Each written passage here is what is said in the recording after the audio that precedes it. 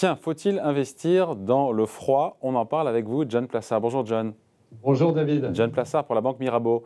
Celles et ceux qui nous regardent doivent se dire, mais qu'est-ce qui raconte investir dans le froid? Bon, le principe, c'est au départ se dire qu'il y a des data centers, il y en a de plus en plus, et que tout ça contribue au réchauffement climatique. Déjà, on peut rappeler ce qu'est un centre de données en français. Hein, ça sert à stocker, on peut, voilà. En gros, je le fais ou je vous laisse le faire C'est assez simple en fait. On stocke les données numériques, c'est ça hein? Exactement, c'est un lieu physique où on stocke les données numériques des serveurs informatiques. C'est ce qu'on a notamment dans les grandes banques. Vous avez au sous-sol, vous avez ce qu'on appelle les data centers où sont stockés toutes les serveurs informatiques et tout ce qui est stocké, en fait, stockage. Bon. Concrètement, ça consomme combien, ces data centers? Alors, déjà, ce qu'il faut rappeler, c'est que l'avancée de la technologie, vous savez, la big data, le 5G, le cloud, va engendrer continuellement des nouvelles données, ce qui implique des exigences énergétiques qui vont être de plus en plus élevées dans ces fameux data centers. Ce qu'il faut rappeler, c'est que ces data centers, en 2013, il y en avait 500 000 dans le monde, et aujourd'hui, il y en a 8 millions. Donc, si on parle, donc déjà, il y a une taille absolument énorme de data center.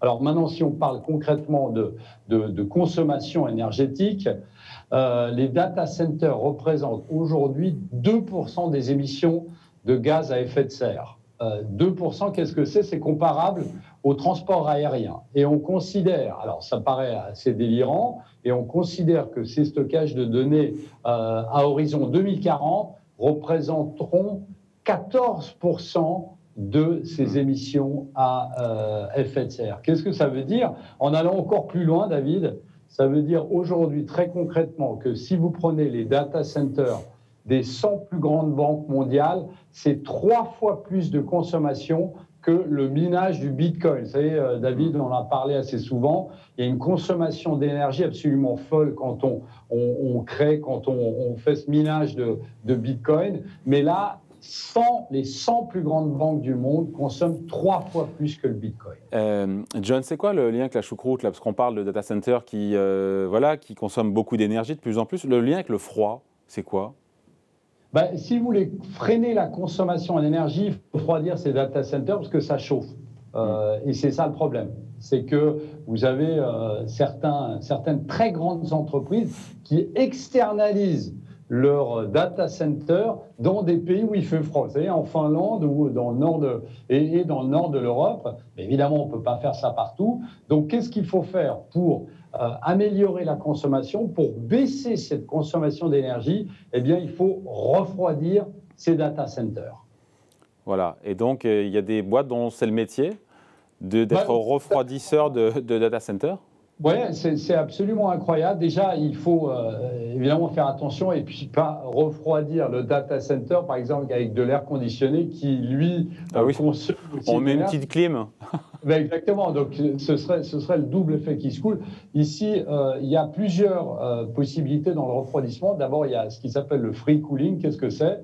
Eh bien, vous utilisez directement de l'air froid de l'extérieur que vous insufflez dans ces data centers. Après, vous avez, évidemment, s'il fait trop chaud à l'extérieur, comme au Canada aujourd'hui, c'est un peu plus compliqué.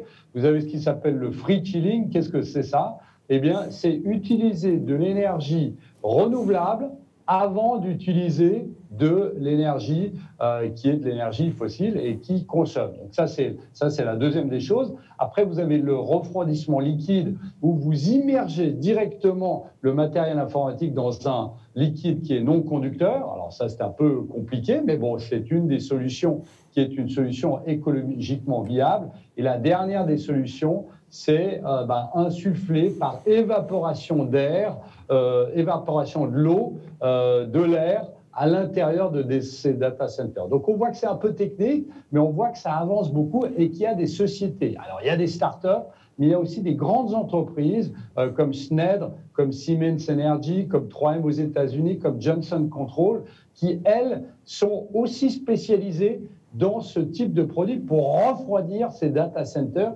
qui sont, et on en parle assez souvent, au niveau de l'écologie, qui sont quelque chose qui est un drame, puisque, je le répète, comme j'ai dit avant, à horizon 2040, c'est 14% de l'empreinte des émissions. dans le monde. Ce qui veut dire que la croissance de ces refroidisseurs de data center, pour le coup, elle doit être phénoménale. Enfin, on imagine que dans le futur...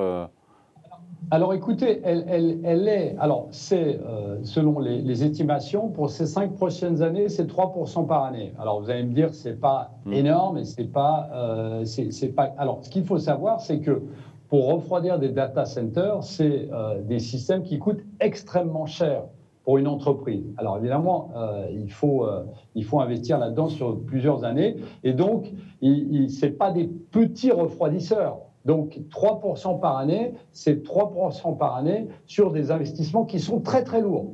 Donc on voit ici qu'effectivement, ça rapporte beaucoup d'argent d'essayer d'investir, comme vous le disiez au début, d'investir dans le froid, dans ce type. Donc c'est une thématique d'investissement pour vous, le froid, indirectement en jouant ces sociétés, Schneider Electric ou d'autres. Extrêmement forte, et puis aussi, comme je le disais, le développement et la croissance exponentielle de ces data centers. Il faut quand même se rappeler que la 5G, le cloud, la big data, l'intelligence artificielle, vous avez ici un nombre de données qui est absolument stratosphérique, et on ne l'imagine même pas, mais pour conserver ces données, évidemment, il faut plus de place. Et plus il y a de place, plus ça chauffe.